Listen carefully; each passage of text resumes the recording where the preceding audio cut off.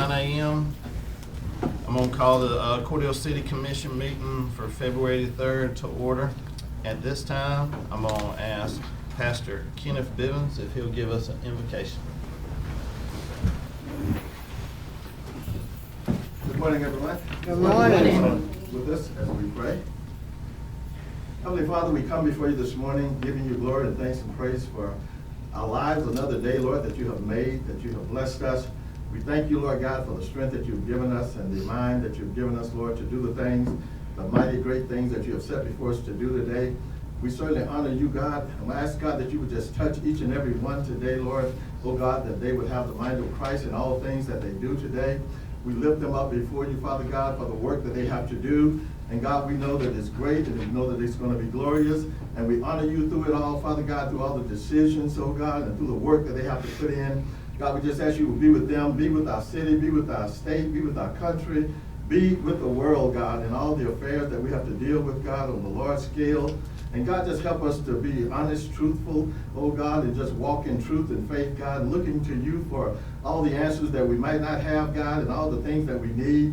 We certainly praise your name, God, through it all, and we give you all the glory for the results that we're going to come to. Father, be glorified today and be magnified in all things. Touch those that are not feeling well today in their bodies. Thank you for healing them, God, and raising them up. We thank you, Lord God, for unity, God, in the community. So, Father, be glorified in all things today. We ask these blessings in the mighty and precious name of Jesus. Amen. Amen. Commissioner Secretary, would you lead us in the pledge? I pledge allegiance to the flag of the United States of America and to the republic for which it stands, one nation, under God, indivisible, with liberty and justice for all.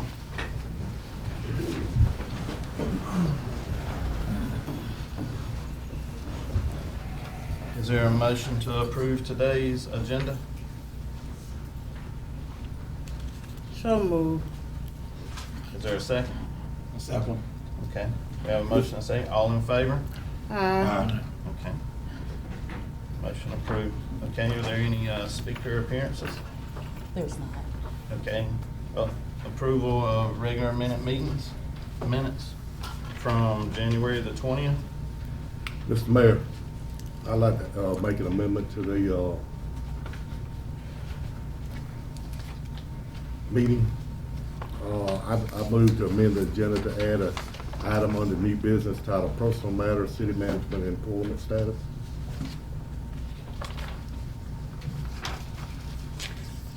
I second. Okay. We got a motion and a second. Okay, Megan, let me make sure. So we had a motion to approve the agenda, but then we were on the minutes. So we had gone past the amendment, so now you all going back to amend the agenda. he's made a motion to amend the agenda. Okay, after it was approved. So Right. we just wanted for note taking. Right. So a motion. To amend the agenda. Okay, the first motion, Commissioner Mayor Pro Tem Shepherd made a motion to approve the agenda, second by Commissioner Finn. Finn, Okay, then you asked for speaker appearances, and there were none. then you went back to the minutes, and Correct. there's no motion yet on the minutes. No motion on the Okay, minutes. then Commissioner Singletary made a motion to amend the agenda. Correct. Okay. And there's a second. Okay. By Commissioner Wright. Okay. Yes. And that falls under where now on the agenda? Well, there's a motion and a second. I hadn't carried it yet. Okay, but the motion was to place it where on the agenda? What did you mention to place it? It'll be placed down there at the end, wherever the mayor sees fit. He has the Oh, okay. right to place it. Mhm. If we place it, I'll place it, if it goes past, I'll place it after the city attorney's report. Okay, Was it not going to employee relation and executive section? I was good, that's what I was Mr. going Attorney. to say, that would be executive. Well, I was gonna ask for an executive session. I think that would fall in the executive section, sir, instead of a regular meeting. George has asked about some litigation. That's employment. Set up something for y'all, so talk about it. So that would be Well, this- executive They'll have session. to go into executive section. Mhm. Okay, Oh, I agree. okay. Okay. Mr. Rainey, if I may, we missed the roll call also. Okay. At this time, there's a motion on the floor. I'm gonna carry that motion first about amending the agenda, and y'all don't have to approve it, but Commissioner Singletary did. No, sir. It goes into Executive executive session. session, right. Okay. Now, this is just to place it on the minutes, this has nothing to do with litigation or anything, this is just place it on the agenda. But it's still personnel, referring to so as it's executive personnel. session. No. You certainly have the right to go into executive session, discuss hiring, firing, discipline, compensation of personnel. That's a right, it's not a requirement. So if you wish to pass this motion, you certainly can do that.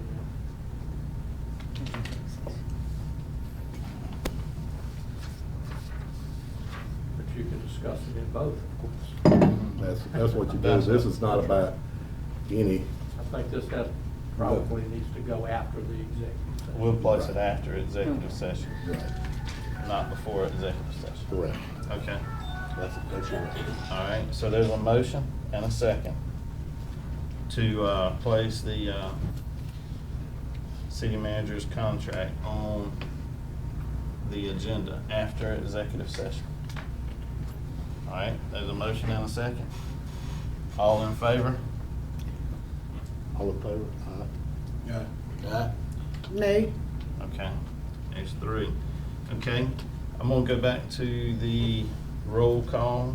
Can I have a roll call, please? Yes, sir, you may. Mayor Pro Tem Vestibule Shepherd, Present. Commissioner Jojo Wright, Here. Commissioner Bernard Finn. Here. Commissioner George Singletary, Here, ma'am. Mayor J. Wesley Rainey. Here. There's a motion on the table for approval of the regular meeting minutes from January the 20th. Was there a second? Second. Second.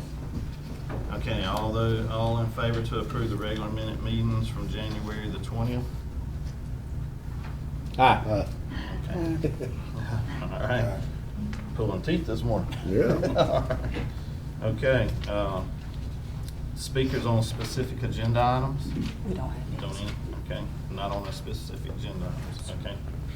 All right, department head reports, community advancement manager. Good morning, everybody. Good morning. My report for February the 3rd, I was asked to put together a restructuring plan for the land bank. Did that, and also to develop a marketing strategy to dispose of the two pieces of property that the land bank owns. The codes department put together a blighted property list. I took the liberty to put that in a color-coded format so that we could see at a glance all of the blighted property in the city. The red properties are for demo, the yellow properties are significant maintenance, and then the green properties are minimum maintenance. The CHIP program, I spoke with the Southwest Georgia Regional Commission, which they're the group that secured that CHIP program for us. There are two properties that are inside the target area that she is currently having the environmental reviews done. And then she's going to send out letters to all of the other applicants, giving them an update. Attended the Georgia Land Bank Authority program meeting. One of the things they were talking about was putting together a certification program online for land banks. I conducted the Georgia Land Bank Authority and the governmental committee meeting as the chairman, and we were discussing bringing Georgia legislators to a forum to allow them to discuss their concerns and provide us with information about legislation that they are pushing to help land banks in the state of Georgia. I attended pre-planning meetings and property site reviews. Worked with Ms. Darby, the planning director, on the block by block Pride in our community program.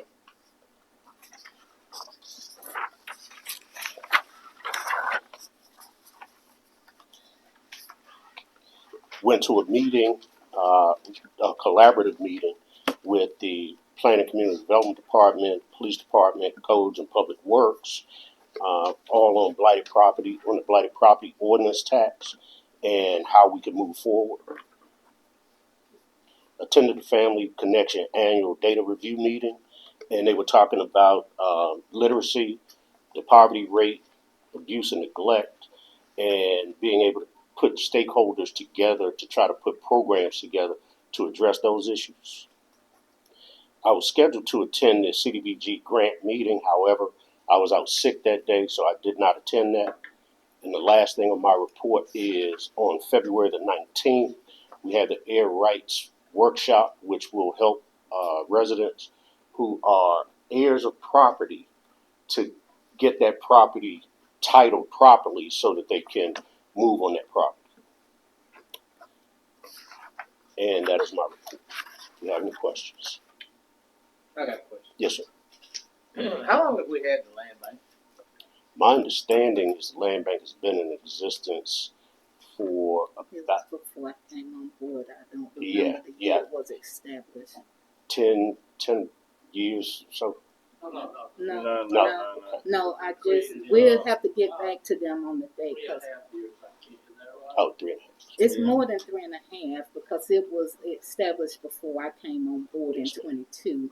And so I know when I came on board, a meeting had not been held since COVID.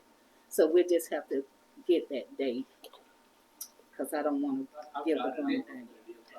I drafted the council passed. It was in 2021 when it was established. Now, it has been discussed since for 10 years. Okay. And lay dormant probably since 2010. And it had been tried because we couldn't get approval from the governing bodies, all the governing bodies. So Because, it's 5 years, yeah. about 5 years. In the 5 years that we've had, how many properties have been seized, sold, and some of the money turned over to the city? Well, we have 3 properties in our possession. One of them is in the process of being sold, and the other 2 are still under land bank ownership. So a total of 3, none of which have been finished, is what I'm asking. That is correct, sir. I'm really, what I'm doing is I'm fishing to find out the value of this thing. I mean, I can see the value, Mhm. don't get me wrong, but, you know, we want to get rid of blighted property. Yes, sir. And we would rather turn them into tax-paying, properties and so forth and so on. I guess my biggest question, I sat in on a meeting one time when I was on the Board of Education, they wanted a member there, so I went. But I guess my question is what's the holdup? What takes so long? Why does it take so long to get any of these properties seized, sold, and the revenue coming in? Because 5 years and 3 properties and not a dime of revenue yet has been seen, looks like to me, just my take on it now, Laura, that's personal, is that we're meeting to have another meeting. So what's the purpose of it? Can you explain that for me? You got something? In fairness to Mr. Yeah, I'm not banging him, I just wanna know. In fairness to Mr. Hill, he hasn't been here 5 years. I got you. Okay. Mhm. And the land bank was originally construed years ago between Southwest Georgia United, Dooley County, and Chris County failed. And then everybody didn't come on board, so it was laying still for years. Mhm. So then we picked up the ball and tried to make it roll again. And now, with the process of someone backing out now, and he's still trying to proceed with this program, you got to get clear title before you can sell anything. Yeah, I get that. And so now, I don't wanna put him under the bus saying that he knows everything. I'm not putting him under the bus, no, by Okay. no means. Just ain't got, I just wanna know, where we're at, why are we at this point? We've been 5 years. I mean, you don't have to be a rocket scientist to say 5 years and no property sold, this, that, and the other, to see that this ain't moving in the direction it was intended to move. When do we Let me say accumulate the that. 5 properties? Well, we only have Three No. properties. When do So- we accumulate the 3 properties? So, just to give history on the properties, we had 3 properties that were owned by the city. All are vacant, no house, nothing on the property. So maybe a year and a half, 2 years ago, I asked the previous city commission to approve, transferring the property to the land bank. And so at that time, a transfer of those 3 vacant properties were made to the land bank.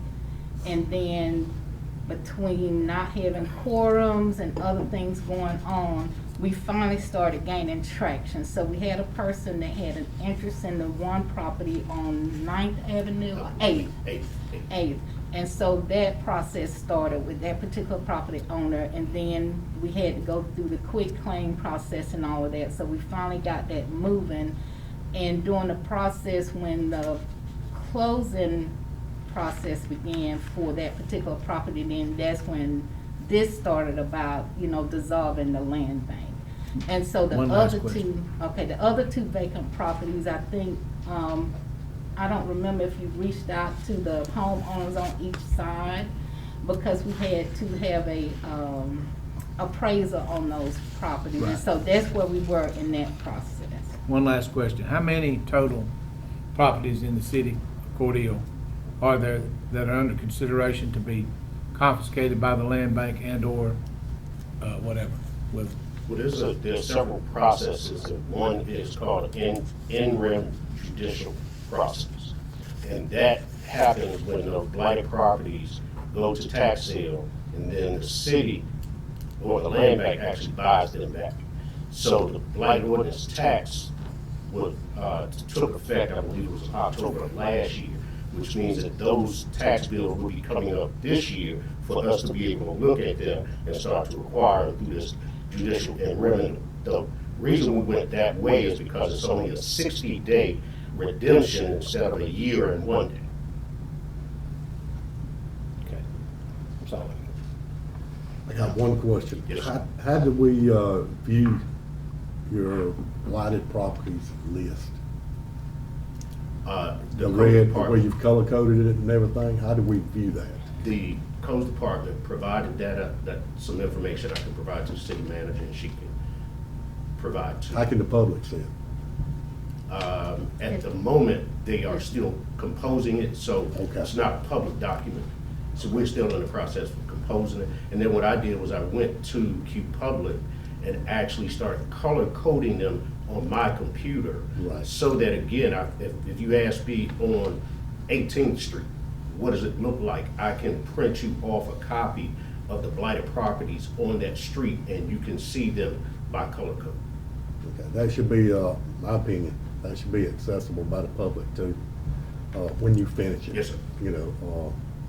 When do y'all anticipate getting it through roughly? So, sorry, Mary Darby, the Director of Planning and Community Development. So what Maurice did was, with the blighted tax properties, he took a part of our Clean Up Neighborhood Right. program and did a section of what we're doing, but it's not the overall. And when I give my presentation of what we're doing with the Clean Up program and how I work with the police department and codes division, it'll be a little more clear and a little bit more comprehensive. And then we can tell you what we're doing with the blighted tax ordinance and the properties. Okay. If that would be okay when I give my presentation. Yeah, that's fine. I Okay. just wondered where we were going with this because. Yeah, that's just I us. like it. I like Yeah. that. Just so you know, I just want to be able to see it, and I think a lot of the public would like to see it too. Any further questions? No. Thank you, Mr. Maurice. Thank you, Morris. Finance Department. Good morning, my name is Christy Temples. I'll be giving the finance report today. We're going to start off with the sales tax receipts for January. Starting with local option sales tax, we collected $269,362.86. Moving on to SPLOST, we collected $165,615.67. In T-SPLOST, we collected $36,747.81 for a monthly total of $471,726.34.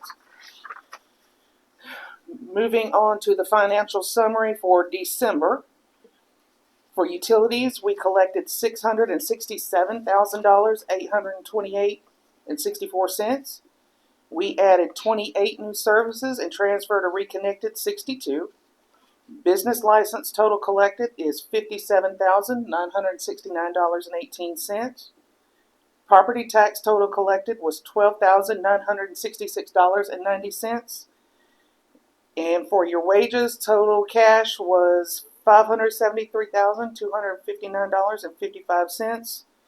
Total AP invoices dispersed was $1,605,858.36. Commissioners, any questions for finance? Thank you. Thank you. Fire department? Good morning. Morning. Our goals are to provide the best possible service to the citizens and visitors of Cordele through professionalism, extensive training, quick response, effective emergency mitigation, community risk reduction programs, and community engagement. Calls for the month of January were actually 122, but for reporting period December 30th through January 22nd, we had 78 calls. Calls of interest would be medical calls for assistance. We had 45. We had 2 vehicle fires, 1 motor vehicle accident, which is well down from December. 2 trash or rubbish fires, and 1 structure fire. As far as accomplishments, we hosted the Dooley County Volunteer Fire Department at our burn building. That went really well. It's just another way of helping our neighbors and building relationships in public safety, which is important. There's some pictures there of we did a night burn out there with them, and it went really well. Commissioner Singletary visited and toured Station 1 in the training grounds. I appreciate you coming by and seeing those, and obviously it's open for any of you at any time, and we'd love to have you. We did ladder testing on January the 8th. We tested all of our ground ladders and the aerial ladder on ladder 1. Everything passed. We do that annually. We attended some pre-construction meetings. I'm currently interviewing for some vacant firefighter positions. We do have 1 offer, and I still have 1 position available. Attended the Chris County Community Council meeting at Albany State University, and then January 27th and 28th, I attended a 16-hour class on firefighter health and mental wellness. And that's my report. Commissioners, any questions for fire? Thank you. Thank you. Human resources? Mayor, Commissioners, good morning. You have my report in your packet, and this is for the period of December the 31st through January the 22nd. On December the 31st, the annual Georgia Department of Audits and Accounts Immigration Report was completed and submitted. Had a busy day that day. Also on December the 31st, we extended a conditional offer of employment to a utility billing clerk in the finance department. She came aboard on January the 20th, as well as extended an offer of employment to a water and sewer superintendent applicant, and he came on board on January the 21st. I think Scott is actually in the room. As you all know, January was an open enrollment month for the medical insurance coverage. We have wrapped that up. And in conjunction with that, we held a mini health fair on the 29th of January here in the courtroom. Premise Health, they're our provider at the clinic. They came in and conducted that health fair for us. And speaking of Premise Health, on January the 7th, I participated in the monthly Zoom meeting with Rebecca Meyer of Premise. Some of the things we discussed were just general operations of the city's wellness center, scheduling the health fair, which was held afterwards, and then we're in the process of recruiting a new provider there, Miss Deborah told us a while back she was preparing to retire, so we are looking for a new provider at the wellness facility. On January the 15th, we held what's called 60/60 training. This was presented by the Municipal Gas Authority of Georgia's Compliance Consortium. This is required training to help identify the symptoms of drug and alcohol use. Some other areas covered were random testing and reasonable suspicion testing, superintendents of the meter services, natural gas, fleet, street, and cemetery and parks, along with the assistant superintendents of the street, cemetery, and parks attended that training. This is offered quarterly, and so the goal is to have all supervisors go through this training by the end of the year. And then lastly, it's not on my report. After the reporting period, but on January the 28th, Chief Hicks and I had the opportunity to attend Crisp County High School work-based learning program. Had a program for our seniors there. Some of the things, they had about 35 seniors go through the program, but they had about 4 stations set up.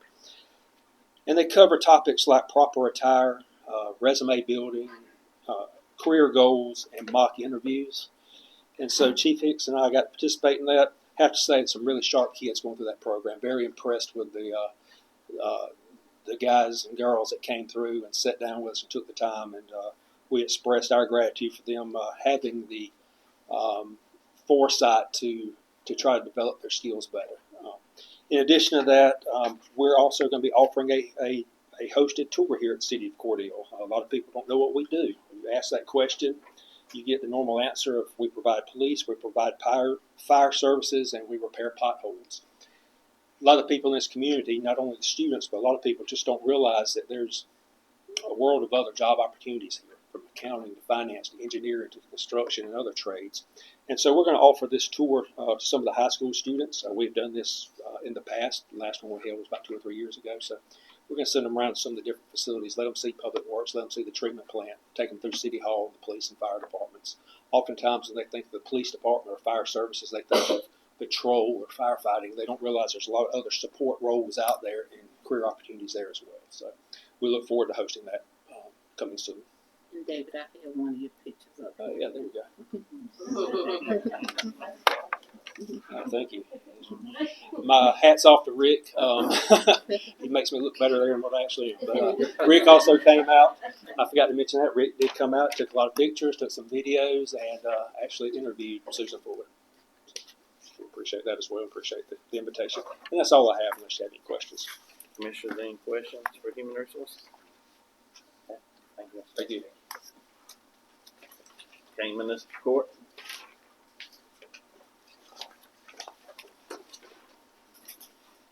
Good morning, everyone. This is going to be for the month of January. We had a total of 202 traffic cases. We had 49 criminal for a total of 251 cases. We had 6 bench warrants ordered, 20 license suspensions between our cash bonds, fines, deposits from CSRA, web payments, and Department of Corrections. We had $32,682.36. And our goals is always to report accurate information for the court and the public, to aim to efficiently adjudicate cases, process cases quickly, and maintain accurate records. We complete court record documents for the judge in a timely manner and strive to provide accessible services, maintain integrity, and ensure accountability. And our accomplishments, we got all our dockets and court dispositions turned into the state on time. And that's all I have. Unless you have some questions. Commissioners, any questions from the Municipal Court? Thank you. Planning and Community Development.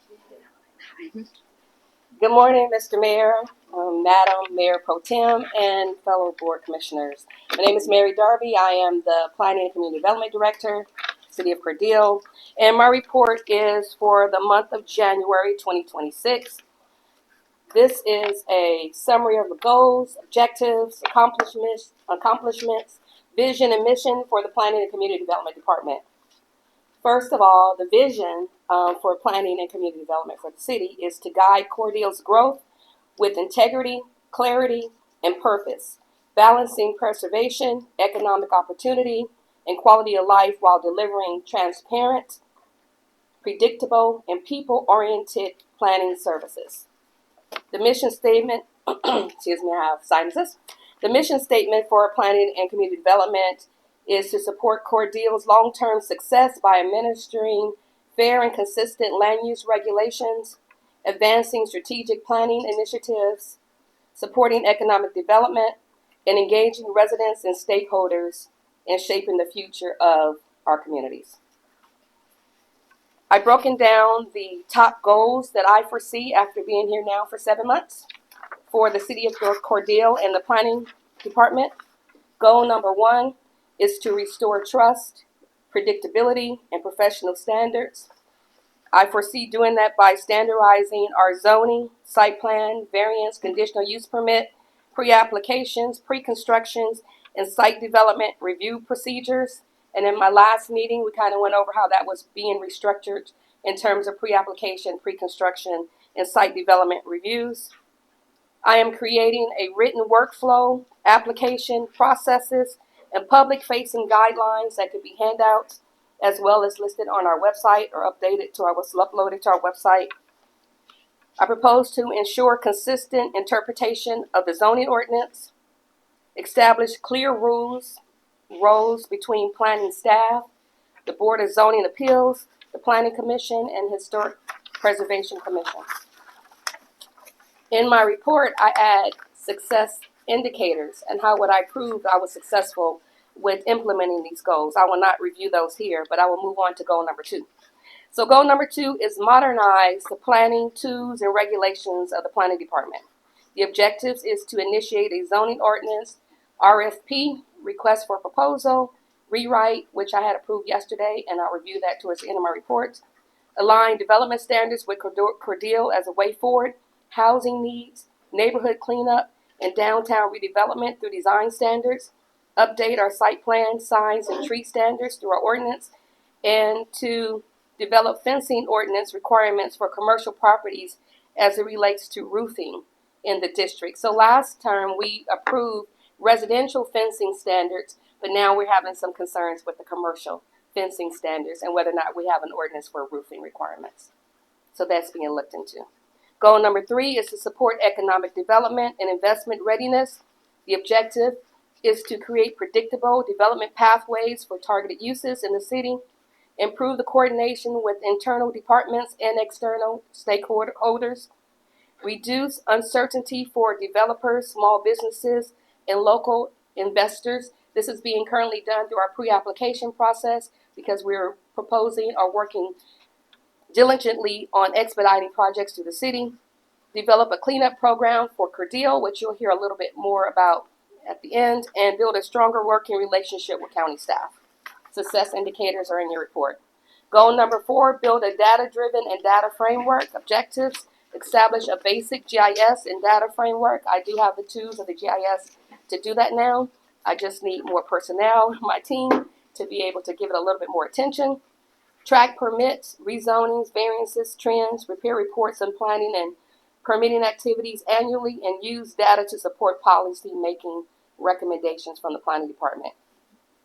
Goal number 5 is to strengthen the public engagement and education of our citizens. Objectives is to develop a community engagement strategic plan through our community advancement manager. He is working on that. He was out sick last week, so I didn't get the plan, but next presentation you will hear about that. Create citizen friendly guides. What is a variance? What's a rezoning? Basic educational information. Enhance planning commission and BZA training, and use the website as a planning education hub for the department. In terms of projects in progress and meetings attended, I participated in the iWorks webinar, which is a database we use here to house our permitting licenses for the potential expansion of our permitting software to allow online portal access and a planning and zoning module tool, so we can take our planning and zoning cases that we receive here and everyone will be able to track them through an online database. I scheduled and held and conducted 6 pre-application committee team member meetings for 1 residential property and 5 proposed commercial properties. I conducted 4 site plan reviews and prepared summary comments. I participated in the Economic Development Association infrastructure grant meetings with multiple stakeholders. I met with the police chief, the codes division, planning and community development staff, as well as Department of Public Works director to discuss blighted properties in Cordele, as well as the GIC program restructuring, the cleanup program that we're proposing as a pilot program, and the permitting process. I would like to stop real briefly on the blighted properties. I did meet with the police department and codes division, and they prepared an outline of all of our blighted properties that they labeled as 1, 2, and 3 in the city. They also showed me where they, in July of 2025, letters have gone out to the property owners stating that the properties were blighted. I was unaware that that type of letter had went out, so I was working on a letter to send out, but we will resend letters to properties that are blighted in the city at levels 1, 2, and 3 to notify the property owners that they're blighted. We did not have a discussion of whether or not that information would be uploaded to our website and how that information would become public, but that is a discussion that I can have with Chief Hicks and to get approval through the city manager to see how that information will become public to the citizens. But I am recommending that we resend the blighted letters out to the property owners that are impacted. In terms of meetings and attendance, I created 2 staff reports and PowerPoint presentations, which were presented to the Board of Zoning Appeals hearing on January the 22nd.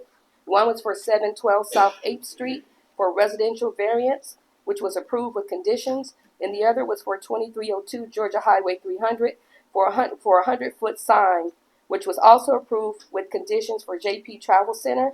Discussion letters were prepared and emailed out to the decision letters were prepared and mailed out to the applicants.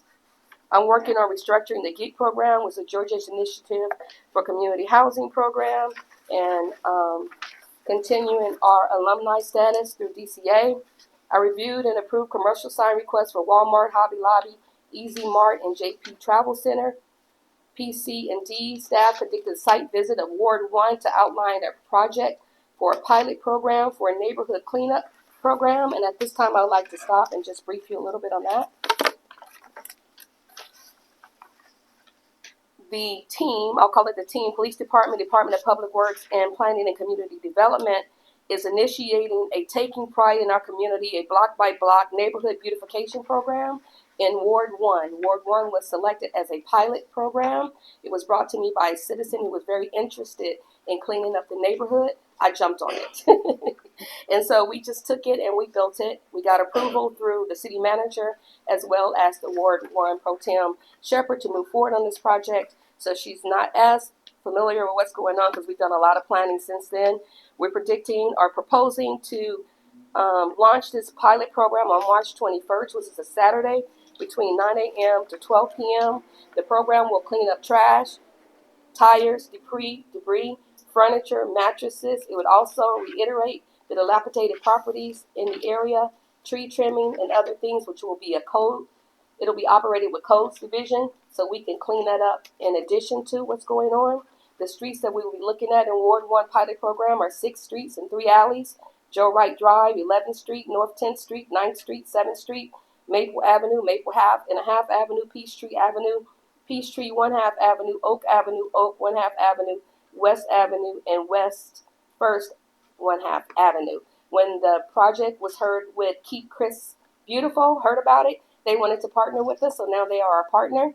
They are supplying a lot of our supplies with the cleanup, and if you want any more information, you can contact myself, or you can contact Maurice Hill, the Community Advancement Manager, to be a volunteer or to sign up to provide food or provide any supplies.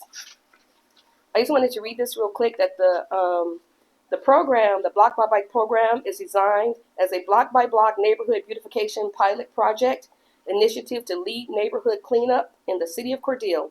The pilot project is in partnership with the residents of Cordele, Cordele Police Department, Cordele Public Works Department, Keep Chris Beautiful, and other stakeholders. The initiative is designed to improve neighborhood appearance, address nuisances, conditions, improve economic development, and strengthen community pride through coordinated planning and community redevelopment, cleanup, code enforcement, and public works services.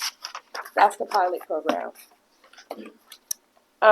Just to wrap it up, because I know I have a lot on my list, but I want to go ahead and just say one last thing is that I got approved yesterday, request for request for proposal to open up our zoning ordinance rewrite and start getting RFPs so we can start getting our zoning ordinance up to code, up to standard, and revised, rewritten. And unless you have if you have any questions for me, I can take them now because I know I have a lot. Commissioners, you got any questions?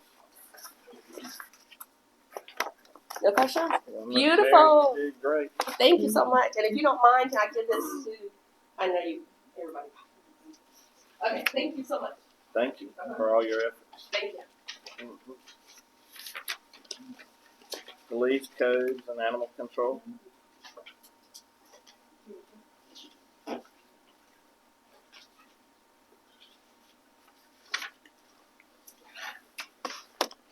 Good morning, Mayor. Good morning, Commissioners. How are y'all this morning?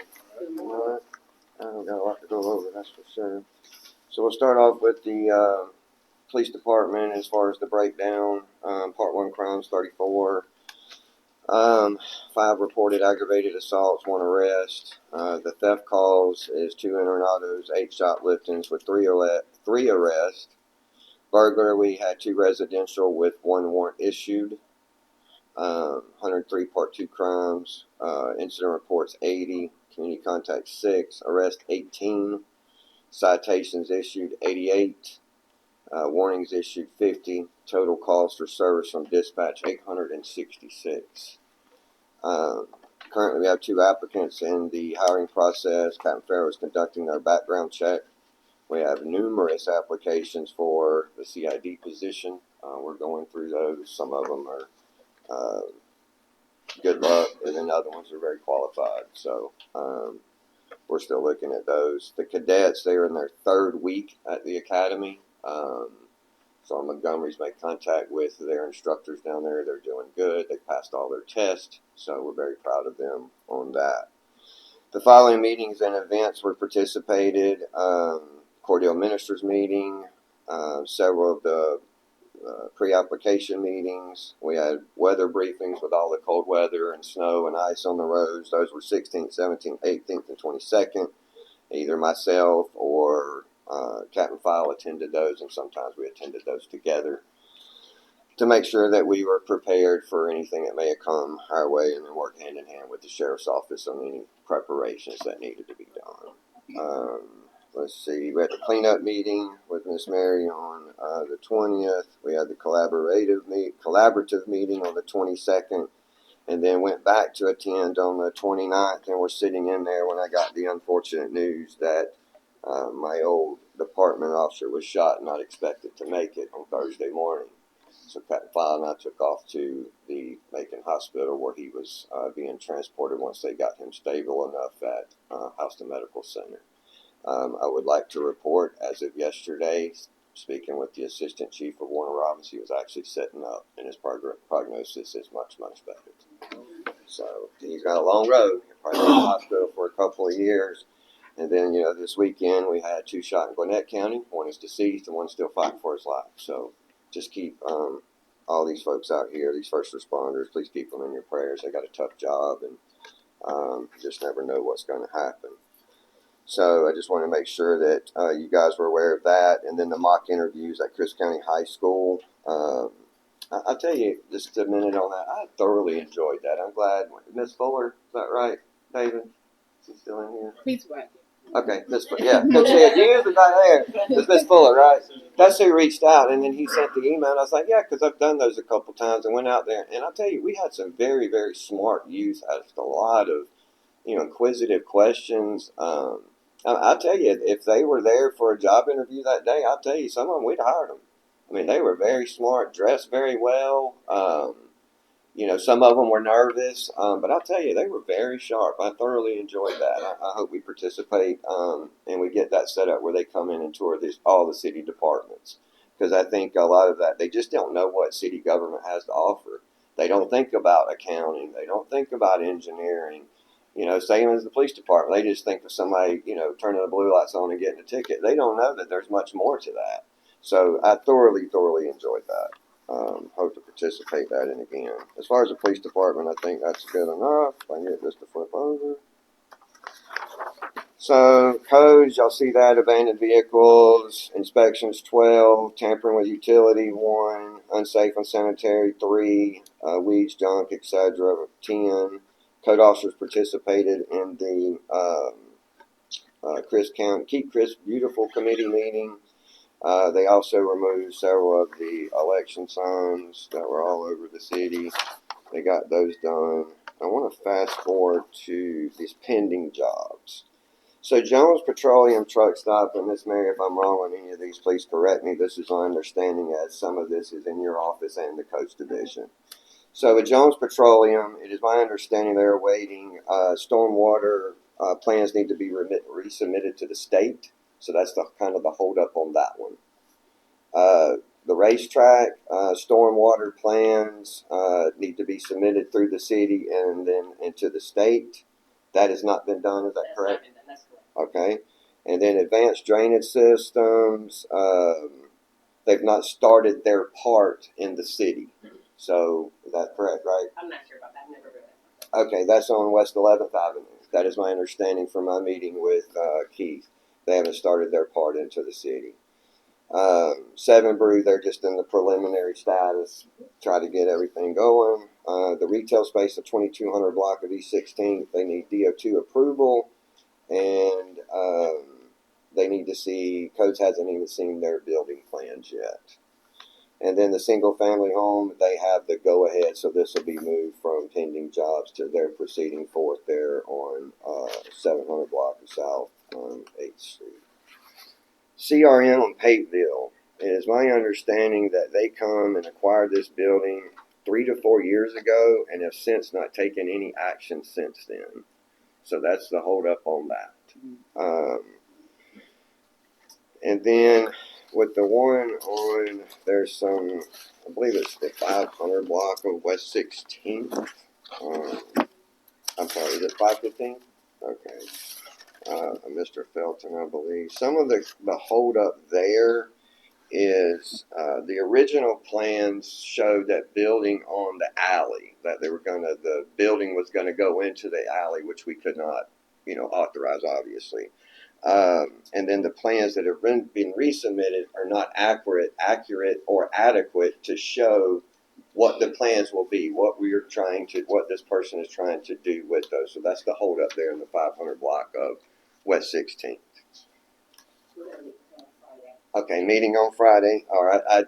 He said that there was one in the works, and he didn't remember today when I met with him yesterday. And there also I met with Keith. Some of the issues I don't hear as much as you guys or that Keith does, but some of the things just kind of, I don't want to use the word outsider, but I have to rely on Coast to, do a lot for me. That process does need to be streamlined. I think we can all agree on that. And I know that Ms. Mary, Keith, and everybody is working to streamline that process along with Public Works. I would like to envision kind of one place, and then this individual, this citizen, this contractor, has kind of one place, and he's got it to where he needs to go, or that information could be provided. I know that's what y'all are working on. So hopefully that'll kind of speed up some of the process is what I'm hoping. That's probably, I think that'll be better for everybody. That'll take us a little bit of time to get that in place, but I think that is a priority with all the departments working on that, and I think that'll be better. So move on to animal control. First thing I want to do is I got to thank Rick. So we did the adopt a pet. I believe 3 have been, is that correct, Rick? 3 so far, and every one of them that he publicized has been adopted. So they started the 4th one on Monday, and hopefully we'll get that one adopted. So that's been really good. So you see all the numbers as far as dog and intake, total 176, 5 owner reclaims, 25 adoptions, 37 rescues. Just some news on that. We've had 2. I make sure my notes to come out and looking at to expand through donations, no cost to the city, to expand our animal shelter down there. And why do we want to do that? So we got more room, then we've got more time to get these animals adopted instead of having to put so many down that we have to put down. So we've got some contracts. Also got received some information on a possible grant out of Atlanta with SPCA, I believe. They're going to give away to 4, I think up to $35,000. So we're going to apply for that grant, and it can be used with anything with our animal control building. So they're going to give it out to 4 or 5 shelters. And I think if they see what we're trying to do, and as many as we're trying to use with social media and get adopted, I think that'll look pretty good. To apply for that, maybe we'll get awarded. And that'll be that much more that we can help with these animals. So that's pretty much my report. If y'all got any more questions. Yeah, Ward 2, the Holy Car Village situation, any news on that? Express Disposal will be over there today to clean it up. As soon as they make their cleanup, I've asked Coach to go back over there, and then if they didn't pick up what was outside of the dumpster, get a hold of that owner and make sure that gets cleaned up ASAP. Any plans in the future? They've been going on for way over a year. Any plans in the future to prevent this? Prevent this and from what going on? It's been going on too long. Well, we've also had different owners in the property. I guess we've got to work with the different owners. We've also working with DCA and HUD to see if they'll give us some teeth. We did contact the owner, Dela Cruz. Like I said, Express Disposal, she paid her bill. They're coming to clean that up today is what I was confirmed yesterday. Do we know if they paid the water bill? Have they paid the water yet? They didn't pay it today? Okay. So that's still an issue in and of itself. I got a question, Chief. Yes, sir. And I'm gonna follow up on what Commissioner Finn said there. I remember back late November, early December, somewhere right in there. Maybe it might have been October. I don't remember. Anyway, it piled up everywhere. It I had did. a bunch of pictures everywhere. It did. Those people that live in those buildings. Okay, I'm gonna say my little piece and I'm gonna be done. Whether they're on HUD or whatever they're on, they pay a certain amount of rent. Part of that rent is to make sure that trash is picked up. Agreed. It's a hazard. It's Agreed. hazardous to kids and so forth and so on. This is one commissioner that don't want to hear an excuse, not from you I'm talking about, but from the owner as to I why agree. you can't do it. I agree. Okay, so personally, I would like to see this commission really sink teeth into it and fine him about $5,000 or whatever the case it may be, and make sure that that stuff's picked up on a timely manner. If we have to get our city employees to go get it, we'll put a lien on the property, whatever we have to do, whatever the city attorney says needs to be done. That's an atrocity, what I've looked at over there more than once. Agreed. And whatever you think that we need to do to make it work for them, either they need to sell it or they need to take care of their business. Because to be honest with you, it really ticks me off to go over there and look at it. Good. I would be mad as hell. I'm great. I'm glad y'all giving me some teeth on that. I appreciate it. We need it. It does. There's sections on the west side like that are abused and abandoned. They really are. There's a place over here in Ward 1 where the tin is hanging down over yonder. Good God Almighty, a good storm comes by, it's going to come through and wipe out I don't know what. Then you take right there where we're talking about, and you got that problem. It's bad. I mean, anybody, all they got to do is go look at it, and they go, oh my God. We did. I rode with Commissioner Finn and we looked at it. It's terrible. It's terrible. It is bad. You got, and we're gonna work on this right here. You need another 100 street lights over there on the west side. You need, there's some ditches over there that you could put a house in. Down there on 13th Street, that thing's as wide from you to the back wall. We looked at them. I Yeah, both think Commissioner Singletary and So Commissioner anyway, those are Finn. just some thoughts I'm just throwing out there, let you know that we're all on board about getting that fixed. Appreciate it. Immediately. Yeah. And the grapple truck, information on that grapple truck? It's Your in fee? the shop and, I'm gonna do it. let me, hold on. I Thanks just for got doing an update, this morning. Last I heard it was that, Brandon. Yes, that's what I last heard, And, but that and comes out of public the fleet, words. superintendent has reached out to them and hopefully we'll hear today, estimated time of repair and delivery back to the city of the grapple truck. And that'll help out a lot getting that truck fixed. Absolutely. We need that, especially in our ward. It's a mess. Absolutely. Yeah, we need that. Yes, sir. Behind Christian Homes, there is a blighted building back. That's a beautiful parking complex. It is. Yeah, that, I was just like, wow, I wanna move over there. You're talking about the building that's, I guess there's a motorcycle club, and then you got the one that's about to fall down. A case has been made on that property, yes, sir. I do not know the status of where we're at on it, but I do know there is an open coach case. Good. I have to find out the status. In between that, there was a pile of rubbish, tires, waste management cans, all piled up out there behind the main building. Looked like it been there I about took a 3 years. picture. I took a picture and sent it to Public Works because as soon as we can get the grapple truck rolling, we'll get all of that taken care of. Well, I told them, because some of that one lot also needs to be cut. So I told them yesterday to open, or day before yesterday, to open up a case on that one property because it needs to be cut down. Right. It's just completely overgrown and it makes that property look bad. Yeah. So we're addressing that. You got a beautiful apartment complex. Absolutely. Go around back. Oh, I appreciate everybody because I got the worstest ward in this city, and we need some work over there. Yes, sir. It is the city of Cordele Ward too now, so Yes, sir. I appreciate y'all helping me out on that. Yes, sir. You got our support. I appreciate it.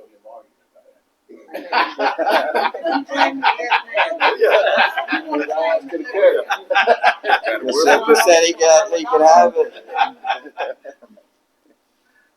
Commissioners, is there anything else? Okay. City Attorney? Posey Cobb did go to court, but there was no fine issued back in October and November, isn't that? I think that's correct. I didn't check on that before I came. I'll report to you next time. Yes, I went to court. I think it was a judgment. And we settled. All they do is have to clean it up. Now, I'm just gonna say, that ain't good enough. Yeah. That ain't good enough right there. All that is we'll pay it again and move on. If they're not gonna take care of their building, then they don't need to have a building in our city. I mean, they need to take care. There's kids over there. I mean, that just kills me. I mean, it probably wolf rats over there big as a house cat coming out of them garbage cans. I don't know, but I mean, you can't leave it like that. That's a blight. You talking about a blight? That's a blight. That's right. Yes. It was. Yeah, absolutely. We talked to a lady over there last week, said her refrigerator's been down for 6 months. Yeah. And, you know, it's just, there's no upkeep. The company's just, you know, I'm getting the money, good. Okay. And Miss Mary, just for clarification, any new business looking at coming to Cordele needs to come see you and you'll hold their hand through the process? Yes. With codes? Yes, we go through a pre-application process. If it's a property that the city strongly desires, which is a lot, then we expedite the process through, and we hold the hands of all the developers and citizens through the process. But we start with a pre-application process. And just so people know, your maps that you're up in the process of updating, they were 2011? 2011. So they haven't been updated since then, and that's what you're working so diligently Yes, and hard at updating? Yes. Correct. Okay, thank you. Public Works?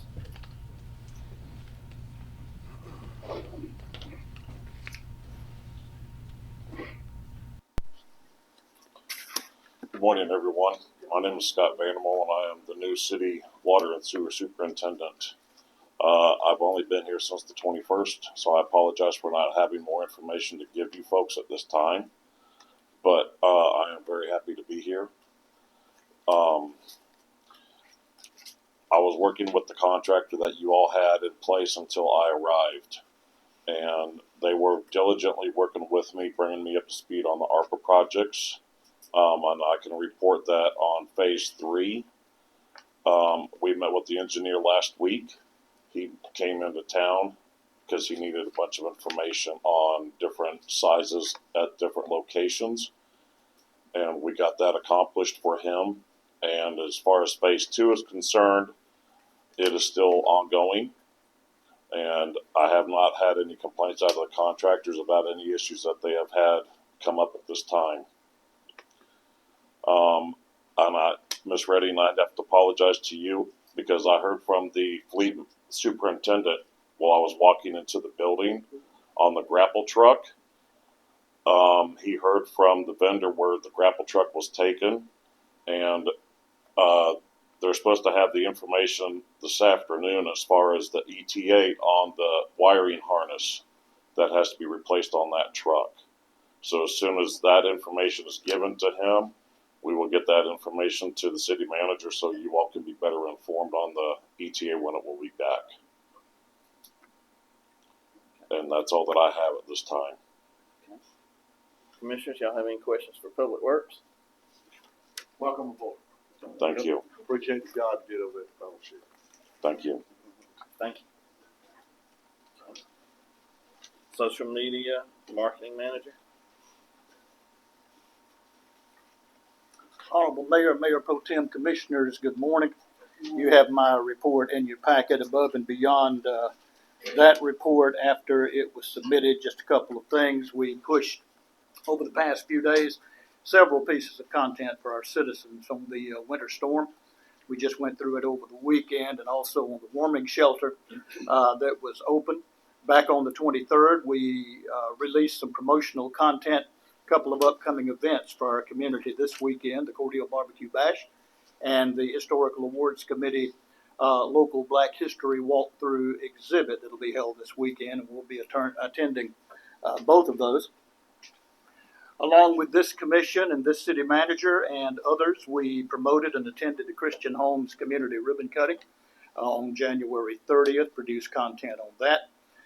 As you have already heard a couple of times, we accompanied the HR Director, David, and Chief Hicks to the Crisp County High School. Had a good time over there with the work-based learning program and the senior mock interviews, and produced content there as well. We attended the Crisp County Community Council's annual planning meeting in Albany State this past week, and we attended the Community Council's Community Cafe last night at 6 at Clara Scott Homes. We learned about budgets, the importance of budgets, and how to start building your own budget. And that is my report. Hope that you all have a good day, and we'll answer any questions if you have them. Commissioners, y'all have any questions for social media and marketing? Thank you, Mayor. UC&T.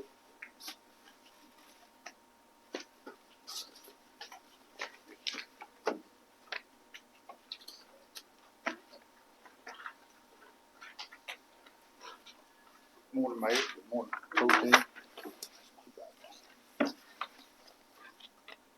good to be here this morning, and we have a number for our wastewater that we have treated for the month of January and for the gallon per day. We have not got the water up yet. We've treated 49,930,000 gallons, 1.64 million gallons per day. And we've had no sludge, we've had 2.9 inches of rain for the month of January and also for the year so far. And we file the annual biosolids report to EPA. This is required annually. And we had a problem with the generator at 24th Avenue well, but it has been repaired and been taken care of.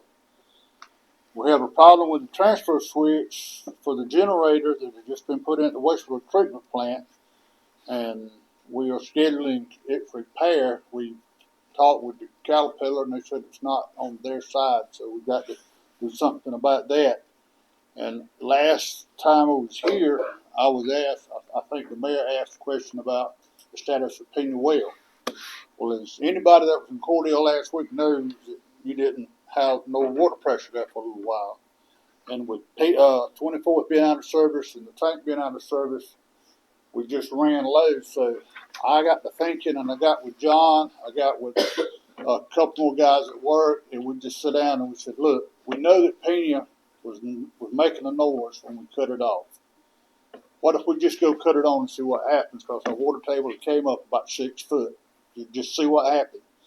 So they was in agreement. So I talked with Debbie, and she was in agreement. So we made the choice to go out there last Wednesday and cut it on, and it ran for 4 hours. It sounded like a brand new one. So Thursday morning, I cut it back on and run it for about 4 or 5 hours, sitting there with listening to it, and it ran that way. So we put it on auto, and I think since then, water pressure's been okay, other than busted mains. But I think maybe sometimes when we can, we really need to get somebody to check it just to make sure there's nothing wrong or whatever. But right now, it is running. And so, any questions or whatever, we'll. Ma'am. Yes. Teddy, regarding the generator, now that generator was just purchased and installed last year.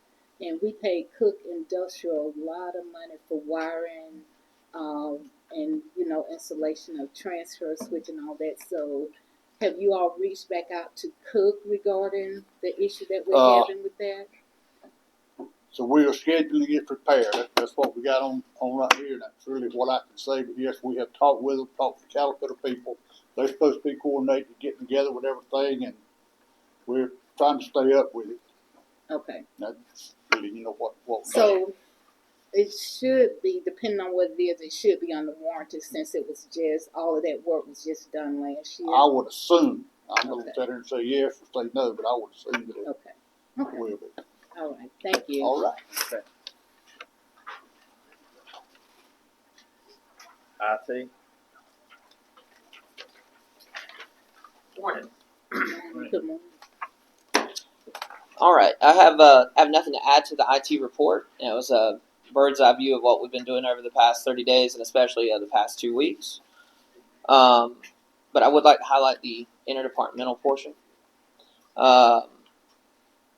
One of the most important parts of taking administration over the municipal network was learning the different IT needs of the departments, and we got to participate in a milestone server installation recently for the police department, and I did want to give a thanks to Chief Hicks, who was willing and always made himself available to give us the outline and the permissions and all the administration stuff we asked for rolling that out. And as planning for that installation progressed, it opened an opportunity to look at all of the needs the police department had. I was able to meet with Chief Hicks and Captain Fowle to discuss just the interconnectivity of all the applications they rely on in the field, the different organizations that also use and administer those services. The examples would be like the dispatching and the remote records access, and then the patrol vehicle connectivity, which was really cool and very informative. So a lot of interconnectivity there.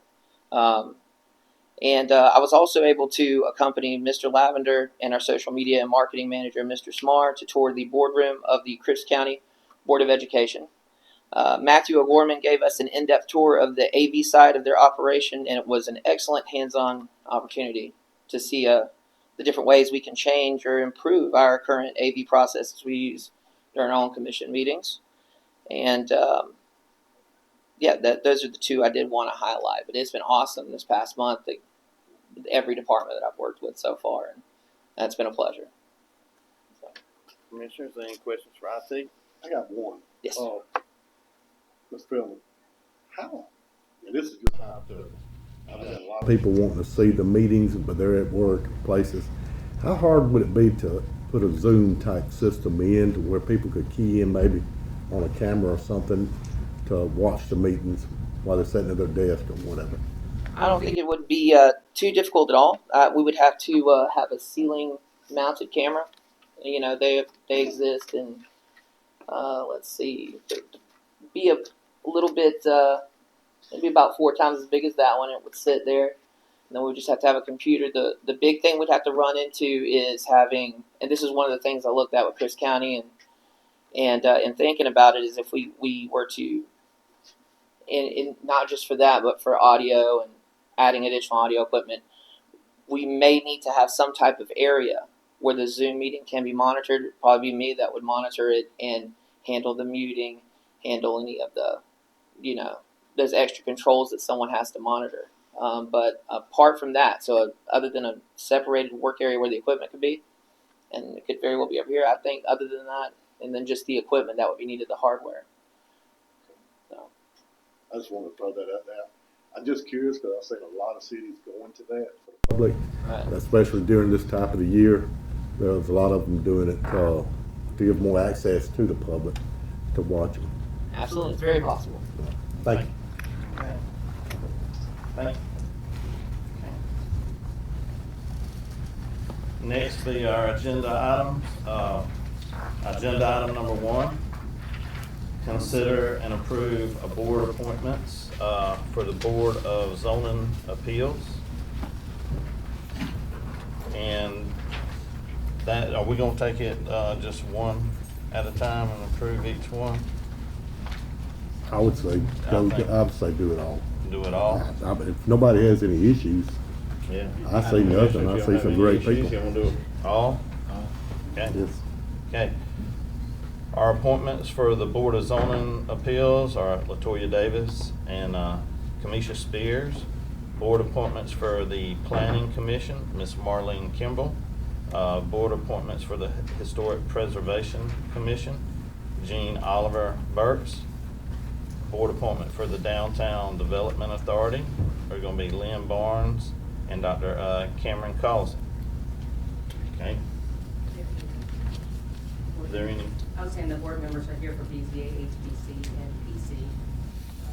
They're in the audience. Do you want them to stand so you'll know who they are? Introduce Okay. yourself, Latoya. Hi, everyone. I'm Latoya Davis. Okay. Good morning. I'm Kamisha Spears. Good morning, all. I'm Marlene Kimball. Good morning. I'm Jean Oliver Burks. Okay. Okay. Commissioners, these are the board appointments. How do y'all wish to proceed? Is there a motion to approve them? I make a motion. Second. Okay, we have a motion and a second. All in favor? Aye. Okay. Motion approved to appoint the board appointments. Thank y'all all for coming.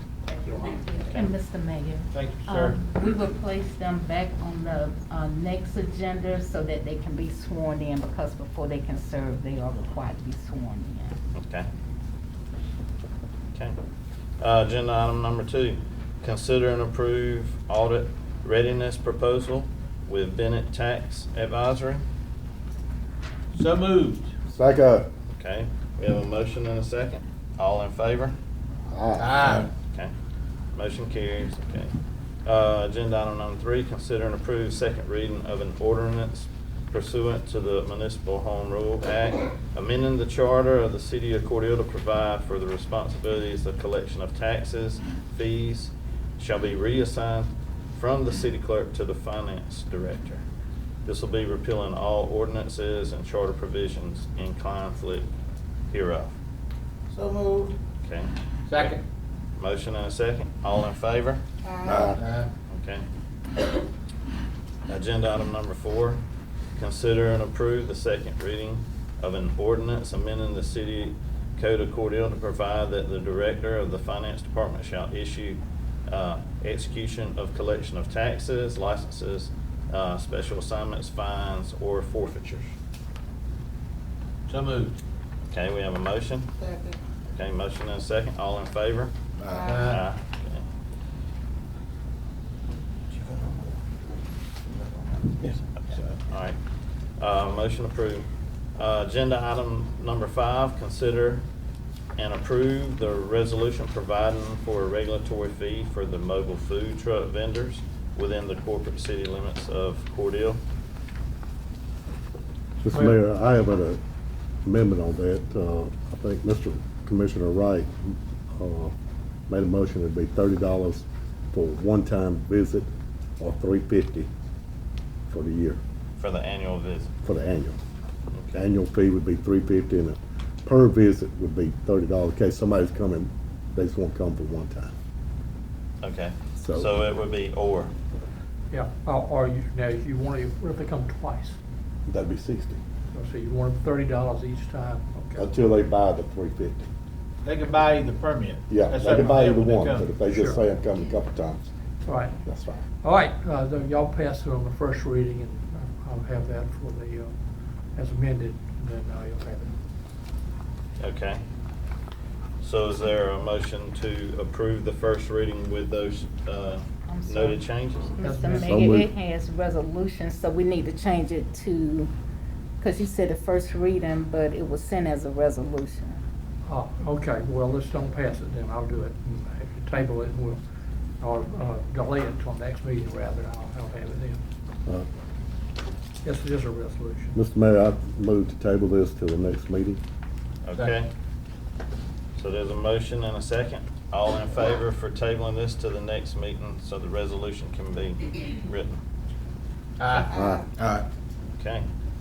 Motion carries. All right, agenda item number 6, consider and approve the first reading of an ordinance amending chapter 17 of the city code, repealing, section 17-18, the motorized carts, adopting a new article 17 entitled Personal Transportation Vehicles Ordinance. Mr. Mayor, there's some clerical errors in this, and section, whatever, says county manager. It also has in a seat belt for each designated seat.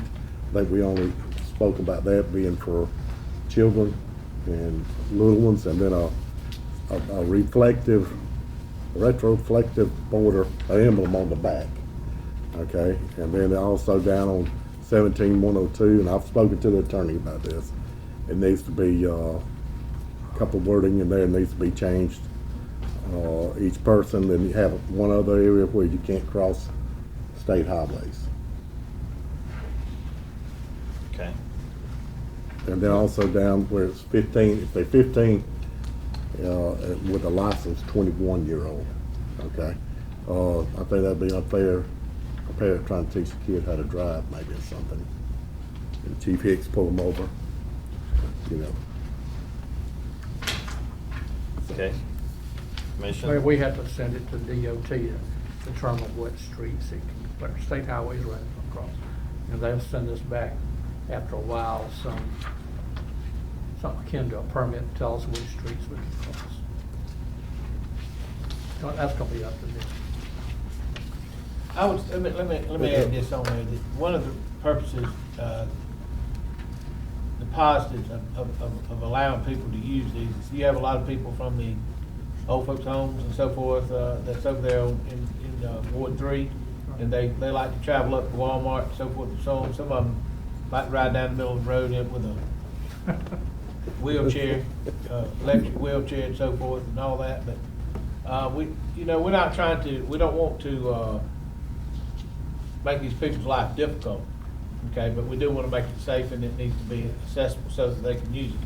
The use of a golf cart, so to speak, is probably a lot better off, but are we saying that we don't want to allow them to cross over 16th Avenue if they needed to? No, you can, but they can only cross where the DOT says they can. Okay, so, but they would be able to cross over a highway I would hope at so, certain yes, places, sir. yeah, okay. all It right. doesn't regulate, this doesn't regulate, and there's a state law about, what are they, assistive vehicles, like somebody that's riding a wheelchair, for example, Yeah. down the road, that's regulated, but not by us, actually, but there's a state law about that. Well, there's a lot of that, going down Yeah. Pecan Street there. Sure, I see that everywhere, yeah. We have a new sidewalk, and Yeah.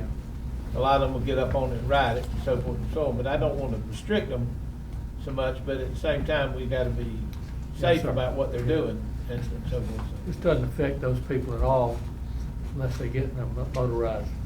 You know, it's complicated. We talk about Yeah. that, and there are several different, like low-speed vehicles and personal transportation vehicles, assisted vehicles. It's kind of a mess. I wish the General Assembly straightened it out, but that's up to them. Okay. Okay. We Is there a won't- motion We won't send it to- to anybody until we get through passing it, so. Is there a motion to table this until we can make these No, necessary? you can do the first reading, and then we'll. With all those changes? Yes, sir. Okay. Y'all heard the city attorney, with all those changes, y'all can still make a motion to approve the first reading, or? So moved. Second. Okay, there's a motion and a second, for agenda item number 6. All in favor? Aye. Okay, motion approved. Okay, agenda item number 7, discussion, of the proposed road closure, Mr. west Mayor, 11th Avenue. We started working on this. The standard is you can close the road if there's no substantial public purpose for it. We began to look, and it appears that from the documents that I've gotten from the city, that's the only access that a lady named Betty Walker has to a public road. I actually have this going on in another county with a county road that actually leads to a property in another county that they're attempting to close, and there's some potential lawsuits, and there's some cases that you can't close off somebody's access to the road.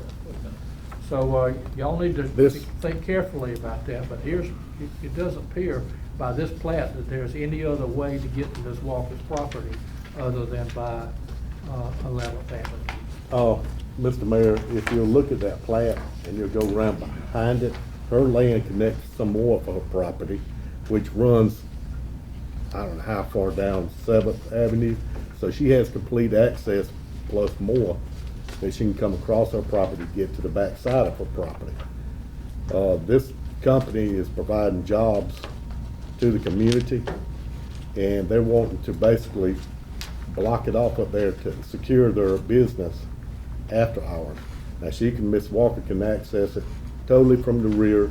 If she has to ride from 7th Avenue all the way to the back of the 80 plus acres, she can also make a left turn and go down her other 1.5 acres, 2 acres. So we're not denying any access at all. What we're doing is allowing ADS to secure their property for the advancement of their company. I appreciate that. That's not the standard that you have to use to help another property owner. Can't be considered. It has to be, or you're not going to use the road. You have ordinances, as do all cities, that buildings that are constructed on property have to face a public street. So what we'll do is notice everybody, which is required. We do that every time, and tell them we're fixing to close the road. And then they'll have a right to comment about that, I think. Then y'all will have to make a decision. But if you do substantially close off their access, you will incur some liability for that. But remember, if you have no public access, this does not show any public road behind your property. Maybe, but it doesn't seem to be on the public map. If there is, that may be one thing, but otherwise, we will don't know her, don't know what her disposition is, but her or maybe her successor could complain that we've blocked her off from a public street, and that you'll have to consider that when you go to do that. Well, we'd have to have a public hearing on this. No, cities don't. Actually, counties do, but you do have to notice them when you're going to do it. And we've done this before, Mr. Mayor, as you recall, and there's a letter that goes out to everybody, and that's required by the code to notice anybody that have an interest in the road before you do it. So we'd send that letter out, and then tell them we're going to do it on such and such a date. And while it doesn't say public hearing, as a matter of course, that is a public hearing, isn't it? when you tell them you're going to do close something. But Mr. Mayor, if you'd like to pass this down, you can see the plat there. Her property is the one, the rectangular property in white there. It's even clearer on the second one. And if you'll notice, right back here, Mr. Mayor, that's her property too, which runs over to 7th Avenue. And if you zoom out on the qpublic.net, you can see the whole property. What if she decides to sell half of that property? What would that responsibility be from the person coming in on the 11th Avenue side? She'd have to provide access. She'd have to provide access across her property to the property that she's selling.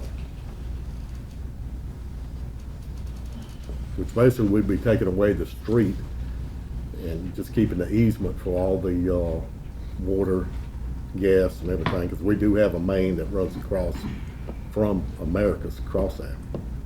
I So thought we, the initial stage when ADS was, doing the evaluation, that was the way they can come in from the back side of the property, on the left-hand side of the, city property over there. it's a train track over there. It's a train track, but there There's was no way. and they're adding track over there to be able to load their products out too. So they're adding more tracks. The silos, they'll be dumping into the, rail cars as they pull in. They'll also have semis coming up and down that road. Our alternative is if we want to keep it, then we're gonna have to provide maintenance of that road for about 20 semis a day, which requires, the road now is 24 foot. For a semi, it's gotta be 28 foot for the semis to come in and out. So we'll have to provide the upkeep on that road. They're gonna tear up. But if we let them close it off and take care of it, that's their problem. That's the way I look at it. Does the council wish that we send the notices But out? what happened to those people upset? See what I'm saying? I would personally, let's do a public hearing. Yes. And if anybody comes in next meeting or something, and then we could, let anybody speak on it. I mean, give that courtesy. Have we reached out to the other property owners yet? Ma'am? Have we reached out to the other property owners? It's only her. She's the only problem. I can't hear you. We haven't reached out to anybody yet. We just got this from the Public Works Department. It shows public roads and it shows her property. We asked for any property contiguous to this road. This is what we got back, and it doesn't appear by what we have on the public record right yet that there actually is a public road behind it. It may be. Seventh But Avenue. it's not on our map here. So Mr. Mayor, I move that what we should do is have, Ms. Walker and any other persons that are interested in coming in and have a public hearing on it. Listen to their side of the story, because there's always two sides. If there is an agreement that can be reached or so forth and so on, let's get it done, and then let's go from there. We'll beat this for an hour and a half if we want to. but Right, now that we is, want- that we is want- in fact in this other, what we have done is try to reach an agreement between the property owners so to Right. give them access. That Exactly. is possible. There's also this, I'm not sure who this is, but something called Hancor, which is another That- company there. That's Is that the ADS. applicant, is that the person? That's that ADS now. They bought out Hancock. Okay, All so that all we property. talking about is Ms. Walker then. Right, all that property to the front from the, gas stations, with the cutoffs and all, and back is theirs, from the edge of the highway south. Looking at this, I just zoomed in. What about landlocked property that is? You can't landlock, that's what I'm saying. No, there's a piece of property that's landlocked. Not supposed to have that. I You know? don't see any access to that. Is there an easement? We don't know that. You mean Ms. Walker's property or any property? No, there's another landowner right there that property kind of circles around. Well, then they'll have. But I don't know where their easement or how they access their property. We're not supposed to subdivide property, although it happens from time to time, in a manner that cuts off the access that a property owner has to a public road. Okay? Not supposed to do it. And if you do, Cobb County did that in case I was looking for other places, and that went all the way to Supreme Court, is with the Cobb Parkway, and when they had the court rule in favor of the property owner, and cut them off. So if you do create some liability if you do that, and there would be an order at some point to open up the property to grant someone. If there's a property, per se, like he's talking about right here, Mayor brings up a good point. The old A.S. Clark building and property right there was owned by Dr. White's, whatever. That property's been seized, whatever, it's under, to be sold. The back section of that looks like it was deeded to something different, where we used to we used to play football up on the hill, what I call it, that's where we were. Yeah, and that, yeah, that's it, that's him. And, that looks like, according to what Wesley showed me right here, is landlocked. It's a separate deed, so but it only could have happened in the last few years, because I'm not aware of any subdivision we've done in the last few years. it's not, it's just a piece of property that's, heck, I don't even know if they use it for anything, it's just sitting there. But That's what a subdivision is, when you create Mhm. and make boundaries on property. But I don't think the city's taken any action to landlock anything, to my recollection. But then there may be an easement through the front Could property be. to it. They probably granted the easement, but we're off track now. I mean, Yeah. that doesn't connect to us, so let's, I'm calling point of order here. Let's go back to this property and, let's just put it on the agenda for the next one and put out a public We notice. need to notice them first and tell them when to be here, that when we're gonna do it. Right.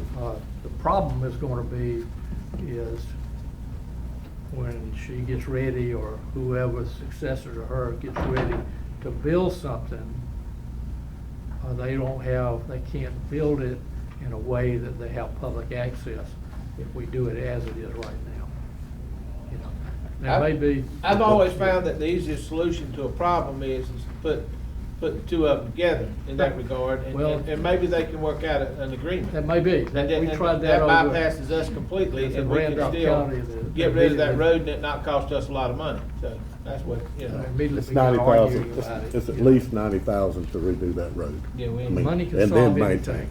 So we ain't You know. got nothing. If you're willing to pay, so, but that's our problem right now, and I would suspect, I don't know, Ms. Walker, but I would suspect she would raise that issue if we attempt to close her access to a public. We're not closing her access, Mr. Attorney. She has 80 acres behind her. The Right. problem is that property is separate deeded, but she has access to that property, okay? Point of order, I say we'll move on. Okay, so what are y'all wanting to do? Are y'all wanting to have a think they public want hearing? Public hearing, yes, sir. Public hearing. So is there a motion for, to have a public hearing Well, I say put it at the next meeting. at the next meeting? Yes, sir. Okay, so we're tabling this one to the next meeting. Yes. Well, Is there a motion to table? no action needs to No be action. taken. Yeah. No We'll action. get the letters out and tell them we're gonna consider it in the next meeting.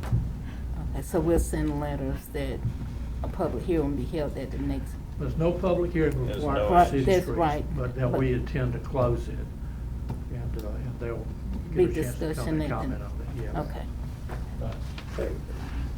Sending notice, okay.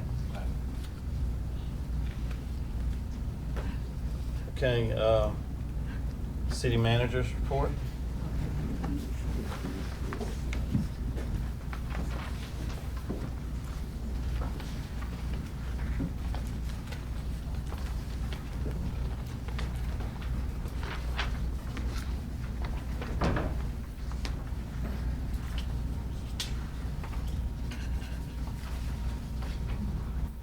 Good morning again. City Manager's Report for February 3rd, 2026. This month is Black History Month, and so just wanted to put that out there. On Friday, January 30th, as you can see there, and as was mentioned in the social media marketing manager's report, the ribbon cutting for Christian Homes Apartment was held, and we did have the opportunity to tour, and so the homes are, the apartments are really nice, and of course they are still accepting applications. As was previously mentioned last night, the community cafe was held at Clara Scott Homes, and the topic was Budgeting 101, and a good turnout for that event. Pet of the Week, this is still ongoing on the website, and the first 3 who were featured, they have been rescued, and so we have, again, a new one out there, and hopefully he can she can be rescued as well. Additional upcoming events. I mentioned Christian Homes. They are still accepting applications. Beautiful 1, 2, 3 bedroom apartments. The third annual barbecue bash will be held on Saturday from 10 a.m. to 5 p.m. at the Lions Fairground. Oops, did I go to? On February 7th, a lot of events going on that day. The Historical Awards Committee will be having their walkthrough display of notable and famous African Americans from Crisp County. As you can see, door prizes will be given away every hour, and of course, free food, hot dog, chips, and drinks. And that will be held from 11 a.m. to 2 p.m. at Blackshear Place Event Center. On February 10th from 12 to 1:30 p.m., the Connect Coalition will hold a meeting at the Dowdy Building. The Connect Coalition is community opioid navigation, networking, education, and care team. And it is a growing coalition committed to strengthening how the community responds to substance use, opioid prevention, treatment access, and recovery support. And again, that meeting is on February 10th from 12 to 1:30 p.m. The next ministers' meeting will be held on February 12th at 9:30 a.m. And the Daddy-Daughter Dance will be held on Friday, February 13th from 7 to 9 p.m. at the high school. For those who have simple taxes, nothing complex, the University of Georgia offers a tax preparation assistance program, and the information is listed there. And then on March 19th, BGES, Bridging the Gap Educational Services, will hold an educational resource fair from 7 to 9 p.m. at their location, which is 212 North 2nd Street. Taking pride in the community, the Planning and Community Development Director went through in detail the event that is scheduled for Ward 1, and so we're looking forward to that. Out of the Ministers Association is a Bible reading marathon for Crisp County on Friday, April 10th through Friday, April 17th, and a QR code is there for those who would like to sign up to read from the Bible on those days. Upcoming events, the Community Clubhouse Coordination Board meeting will be held, that should be February 9th, excuse the typo, February 9th here in the courtroom. And then, of course, Sam Shortline Day Out with Thomas has been moved from June to March, and so the dates are listed there, and tickets are on sale now. The link to the website is there, as well as the phone number. And then on Wednesday, February 11th, Crisp Legislative Day at the state capitol will be held. And so we're looking for a good turnout for that event. Just a reminder, the Georgia Mortgage Assistance Program. The application deadline is March 31st at 11:59 p.m. and the contact information is there to the website, as well as a phone number to call if you have questions or concerns regarding the assistance program. Just a reminder that the occupation alcohol license renewals are in process. For the occupation license, the deadline is again April 1st, and after April 1st, the business license is delinquent, and the penalty and fees are listed there. And then, of course, alcohol license expired at December 31st, and so there's no grace period for those. Regarding city updates, the drive-through windows should be installed this week. That's what the information we received, so we're looking forward to that, and hopefully we'll have it open soon. The city dumpster location was closed last week. I sent that information out due to, of course, the employee being sick. But it should be reopened, and the hours of operation are 8 a.m. to 4 p.m. Monday through Friday, and 8 to noon on Saturday. Scott mentioned the ARPA project, and so with the phase 2 ARPA project, the contractor is requesting to close Burnett Boulevard on February the 16th through the 19th. And so we want to make you all aware of that. And since it's a city project, I don't think we need approval to close the street. But just want to make sure. I know for private events we do, but just want to make sure that you all are aware, and we will get the word out early enough so the businesses are aware that Burnett Boulevard will be closed the 16th through the 19th, and detour plans will be put in place for those businesses. Okay. Code enforcement update on Sunday. I've sent you all pictures of the Swanee House. And the disaster that we had there. I did reach out to the city attorney's office regarding that because a while back we had discussed having them report to court, and so I did receive an email from Joel stating that he filed the paperwork. Tommy, is there anything to add to? Well, that was one that I talked about. Okay. All right. So,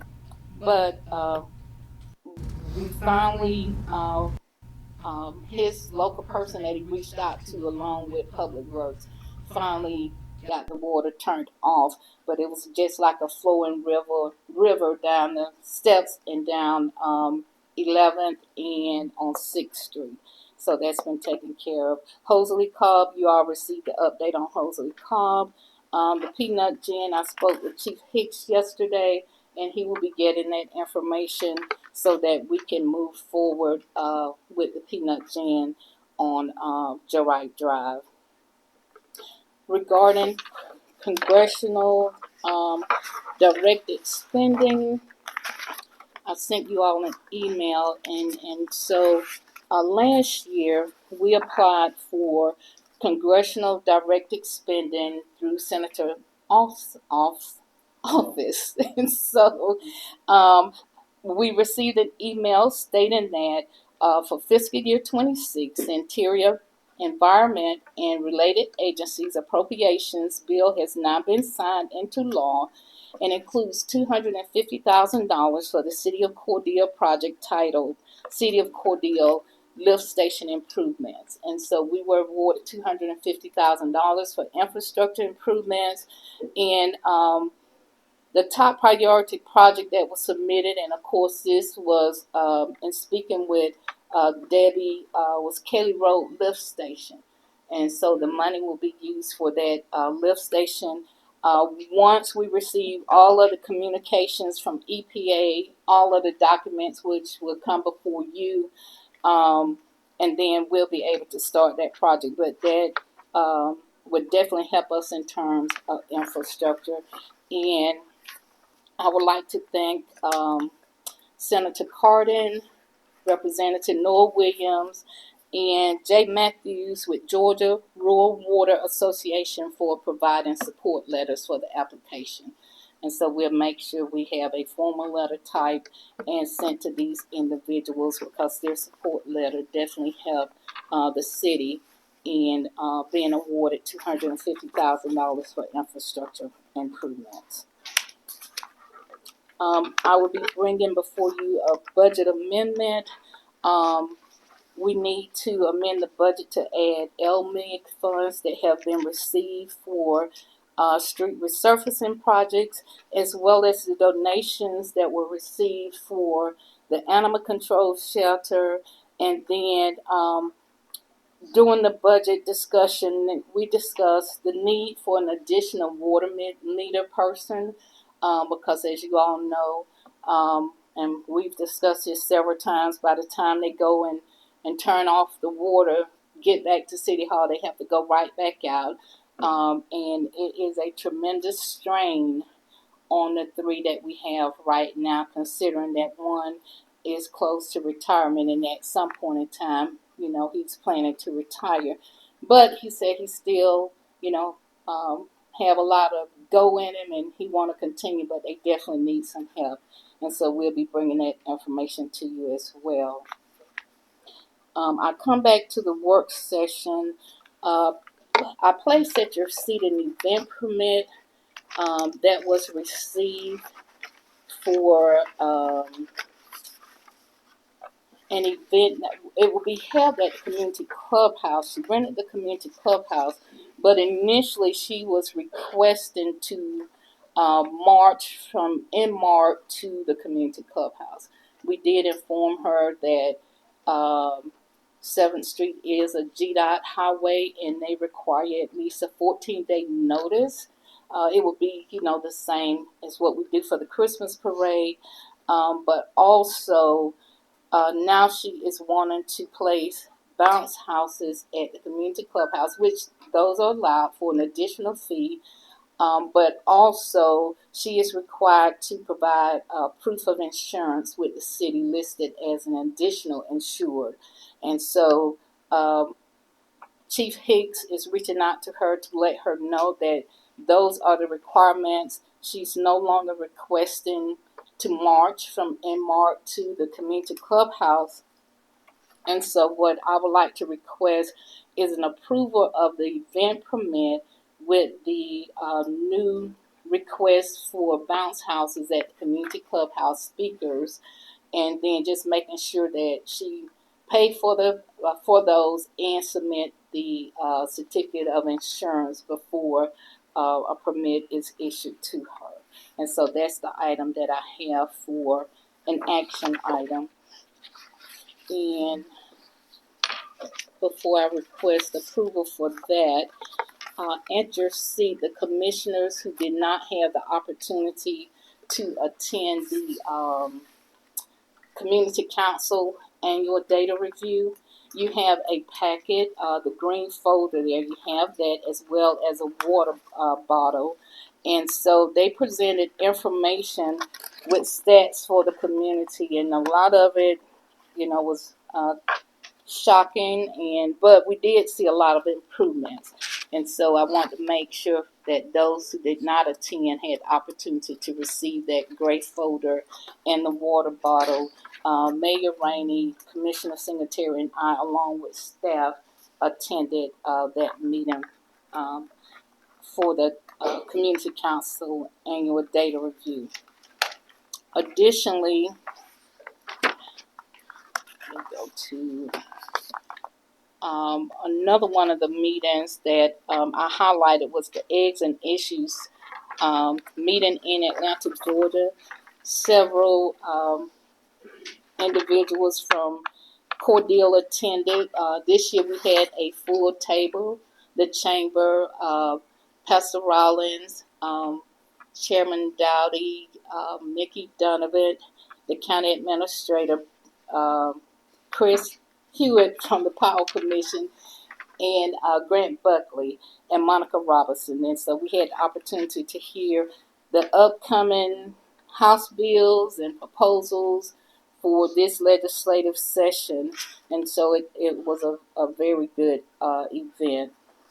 And then on Monday, I serve on GMA's Legislative Policy Council, and we had the opportunity to hear a House bill that is being proposed from Representative Blackman, and basically it is regarding elimination of property taxes, and it is House Resolution 1114, and then House Bill 1116.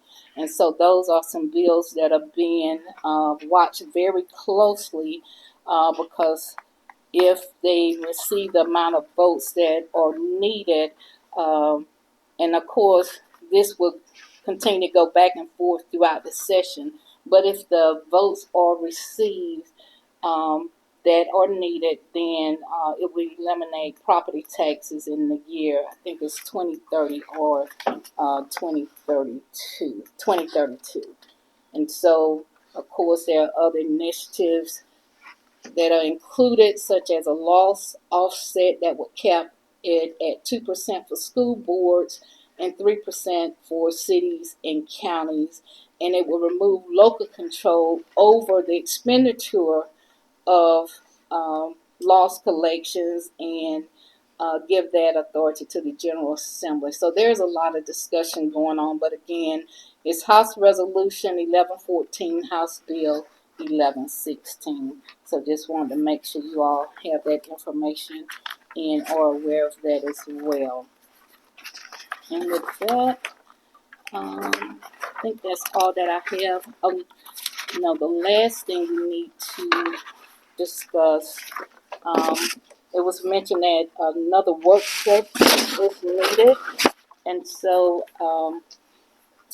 I didn't know if you all wanted to go ahead and make a decision on the next work session to be held in conjunction with the next regular meeting in February or on a different date.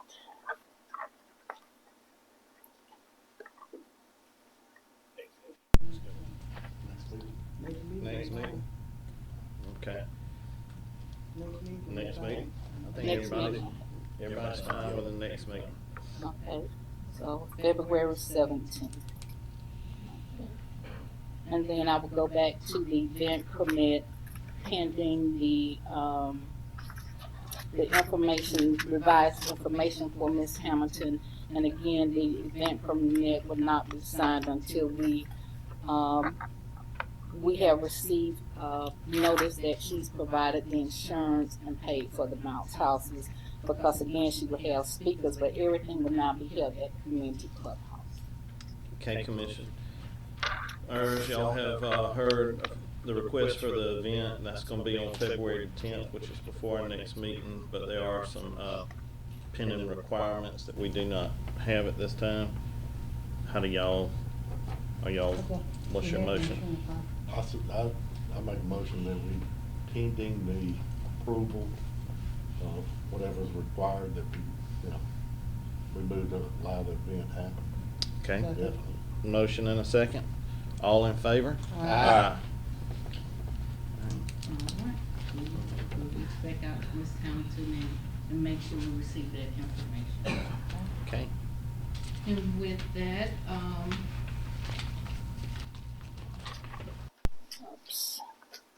Just want to mention that on Monday, February 16th, city offices will be closed for President's Day.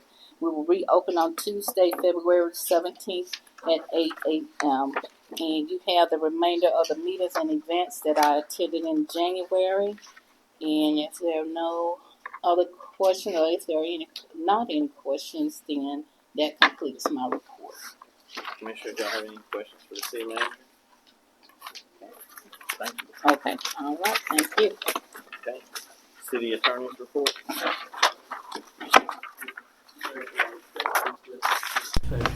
Litigation and personnel.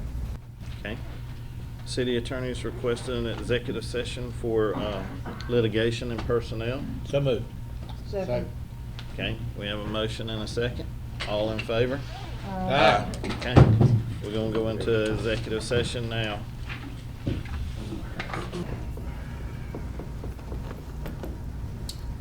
Okay, is there a motion to come out of executive session, enter back into regular session? So moved. Second. Okay, we have a motion and a second. All in favor? Aye. Okay. Any motions from executive session?